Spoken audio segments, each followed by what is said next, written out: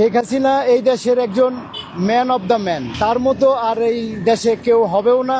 আমাদেরকে কিন্তু কিছুই লাগে না, কিন্তু আমরা সাধারণ লোক, আমাদের মাও লাগে না, খালাও লাগে না, বোনও লাগে না, কিন্তু এই দেশে এতগুলি কাজ করছে।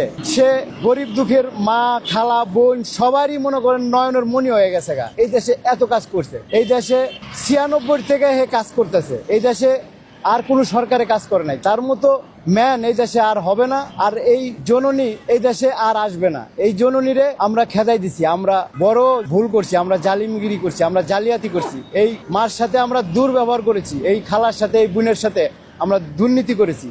আমরা চাই যে সে তারা আবার আনমু, সবাই মিলে, সবাই যাতে মানুষের অন্তরের গাইতে যদি আনতে পারি, তাহলে সবাই এই দেশের জন্য মঙ্গল হবে। এই দেশের জন্য মঙ্গল হবে মানে আমরা এই দেশের মানুষ তো বুঝি নাই যে হাসিনা, এখন বুঝতেছি যে আসলে কি হারাইলাম। আমরা ওই সময় ছাত্রদের সাথে ছিলাম, কিন্তু দেখি যে আসলে হাসিনাই মনে হয় খারাপ ছিল, কিন্তু এখন দেখি যে হাসিনা ছাড়া এই দেশে আর কেউ নাই।